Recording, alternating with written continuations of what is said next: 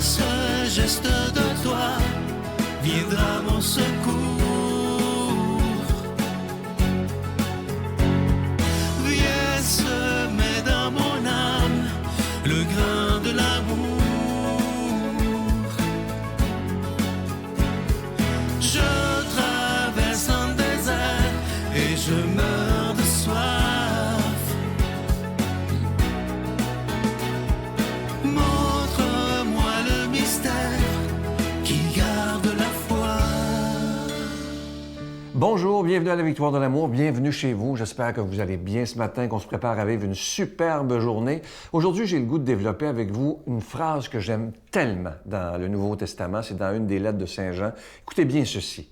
Si ton cœur te condamne, Dieu est plus grand que ton cœur. Je vous la répète parce que c'est trop beau. On est tellement porté à juger, inutilement parfois. Si ton cœur te condamne, Dieu est plus grand que ton cœur. Moi, je connais des gens, et je me mets là-dedans aussi, on a tous fait des gaffes dans la vie quand on était plus jeune, ou même récemment, peu importe. Et on est tellement, les êtres humains, portés à se juger, à se flageller et à ne pas se pardonner. Moi, je vous invite ce matin avec cette belle phrase de Saint Jean, « Si ton cœur te condamne, Dieu est plus grand que ton cœur. » C'est incroyable comment c'est beau, ça. Alors, apprenons à nous pardonner. Parce que toutes ces choses qu'on ne se pardonne pas à nous-mêmes, bien, vous savez, hier, on présentait mon nouveau livre, Vide ton sac à dos. Bien, ça s'en va dans notre sac à dos, ça.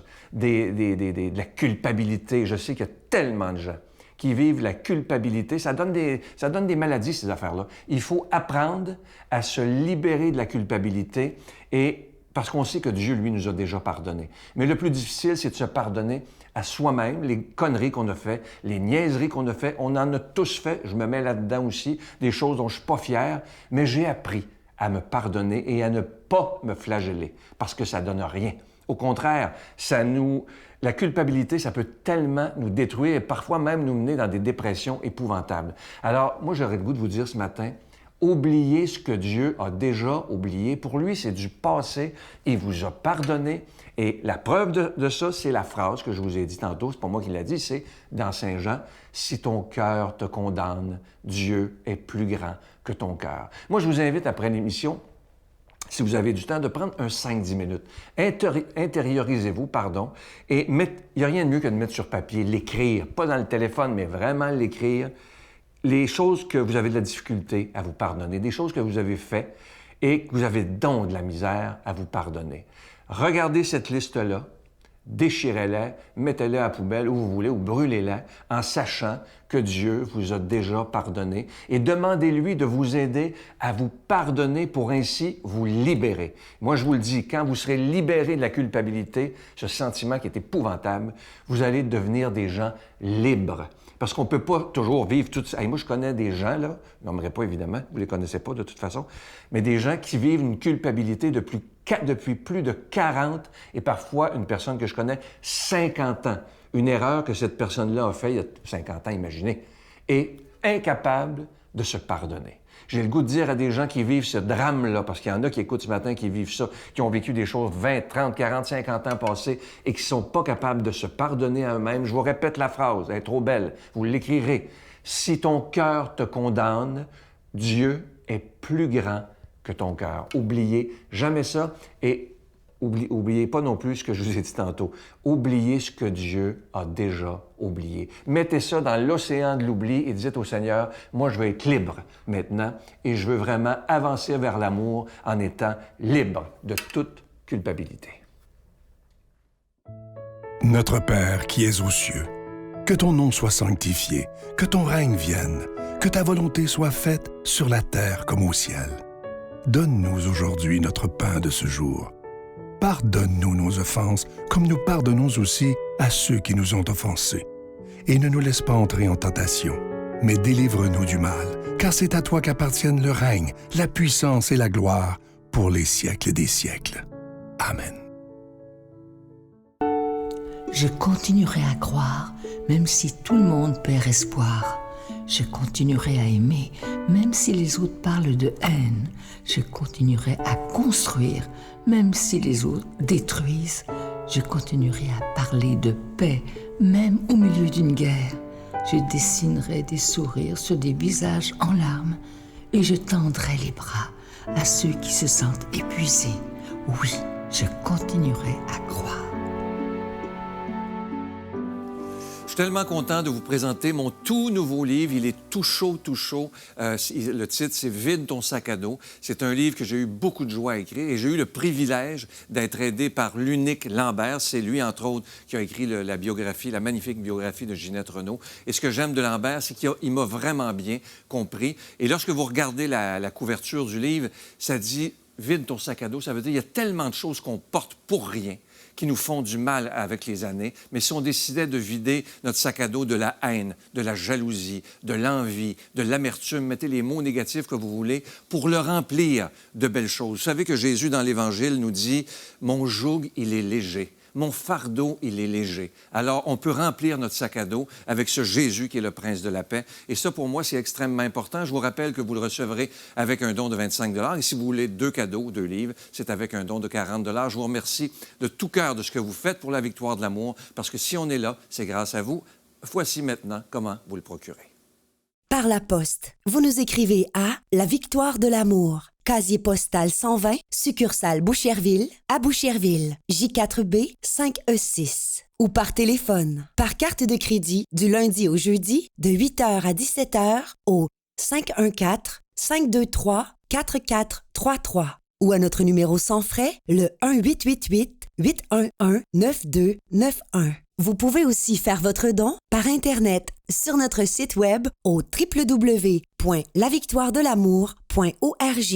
Avec votre don, vous recevrez aussi un reçu pour fin d'impôt. Merci de donner des mains à la Providence. Mon Dieu, donnez-moi la sérénité d'accepter les choses que je ne peux changer, le courage de changer les choses que je peux et la sagesse d'en connaître la différence.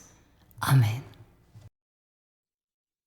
Aujourd'hui, la parole de Dieu est proclamée par notre ami, l'abbé Éloi Giard.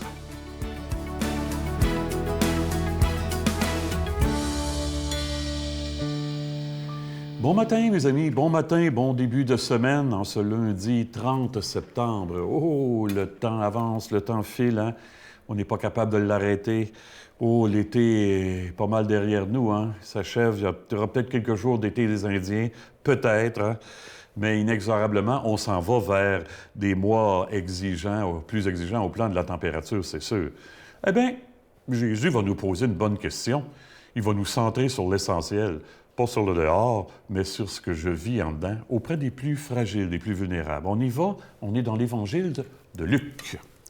Alors, les apôtres sont en grande discussion pour savoir qui est le plus grand parmi eux. Alors, Jésus connaissait, qui entend cette discussion-là, puis qui connaît leurs pensées, hein, il va prendre un enfant, puis il va le placer à côté de lui. Ça, c'est important.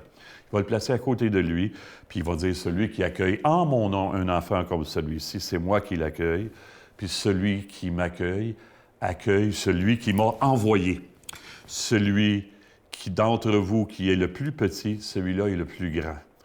Jean dit à Jésus, « Hey, on a vu quelqu'un chasser les esprits mauvais en ton nom, puis on a voulu l'en empêcher parce que il n'est pas avec nous pour te suivre. » Jésus lui dit, « Empêchez-les pas, là. S'il est capable d'expulser les esprits mauvais, il n'est pas contre nous. Ça, c'est sûr. Il est pour nous. » Alors, on y va avec ce texte-là. Qui est le plus grand? Ah, mon Dieu, imaginez la scène. Au chapitre 9 de Luc, Jésus leur a dit déjà qu'il s'en allait vers la passion, hein? Et les disciples, eux autres, discutent pendant ce temps-là, qui est le plus grand? Non, mais Jésus, il devait-tu se demander des fois, dans quelle patente il n'y a pas d'allure que je me suis embarqué avec eux autres? Ils sont complètement à côté de la traque, ils ne comprennent rien, hein? Mais Jésus, comme il est fin, il va déplacer les choses, comme il le fait souvent. Il ne répond pas à la question directement. Il vient, comme je vous ai dit, d'annoncer pour la deuxième fois à ses disciples là, qu'il va mourir et ressusciter, et comme le dernier des derniers, hein? Et les disciples ne comprennent pas. Alors Jésus va placer un enfant à côté de lui, comme on a dit tantôt, hein? C'est important, ce Saint-Luc, il dit à côté de lui, côte à côte, sur un même plan. Pas de rapport hiérarchique entre les deux. C'est moi qui est le plus grand, c'est toi qui es le plus petit. Non, Alors Jésus est en train de nous dire qu'il est à côté de tous les petits du monde, les personnes à qui on prête peu d'attention, qu'on aime autant pas voir. Et on sait que les enfants étaient comme ça il y a 2000 ans. Hein? Et il va même s'identifier à eux dans l'Évangile qu'on vient d'entendre. Hein? Celui qui accueille en mon nom cet enfant, c'est moi qui l'accueille. Eh bien, que de personnes Jésus a redonné une place au sein de notre humanité, et depuis 2000 ans et encore aujourd'hui, parce que des hommes et des femmes se mettent à côté d'eux pour les aimer comme Jésus. Et ça pose question. Jésus nous montre que la grandeur d'une personne, c'est pas dans son statut social, c'est ce que je fais avec ce que j'ai au fond de mon cœur. Ce que je deviens, et surtout, avec ça, ce que je permets à l'autre de devenir à côté de moi. Hey, Jésus dit, on va pouvoir faire l'expérience de Dieu lui-même en faisant ça, en aidant les autres à grandir. Ça m'impressionne. Hein? Hey, avec les gens poqués, est-ce que je suis au-dessus, à côté, en dessous, loin? Voilà une bonne question, à moi le premier. Pas si sûr que je suis toujours à côté. Un jour, un professeur montrait une photo de gens qui dormaient sous des cartons dans la rue, puis il demande aux enfants de quoi ils ont besoin. Il y en a un qui dit de nourriture, l'autre d'argent, l'autre d'un lieu sûr. Puis une fillette dit, ils ont besoin d'espérer. Oh, puis elle dit, l'espérance, c'est s'attendre à ce que de bonnes choses arrivent. Et moi, j'aimerais ça que quand j'arrive en quelque part, les gens s'attendent à ce que de bonnes choses arrivent. Vous autres, êtes-vous comme ça, hein? Espérez que quelqu'un se tienne à côté d'eux avec tout son aide pour les aider à libérer le meilleur d'eux-mêmes. Hey, on demande ça au Seigneur. Hein? Je me souviens d'un jeune qui avait des gros problèmes de drogue qui m'avait dit, « Tu sais quoi l'espérance pour moi, Éloi? L'espérance, c'est d'espérer qu'un jour, je vais pouvoir respirer. Mais je suis même pas là. Je suis trop dans le fond, là. Je suis trop dans le fond du baril, là. » On demande au Seigneur d'être un témoin d'espérance, un ou une témoin d'espérance. Tellement de gens en ont besoin autour de nous. Et Dieu nous bénit dans ce sens-là, dans son amour de Père, de Fils et d'Esprit. Hey, bonne vie, bonne journée. À bientôt, tout le monde. Je vous salue Marie, pleine de grâce. Le Seigneur est avec vous. Vous êtes bénie entre toutes les femmes, et Jésus, le fruit de vos entrailles, est béni. Sainte Marie, Mère de Dieu, priez pour nous pécheurs, maintenant et à l'heure de notre mort. Amen.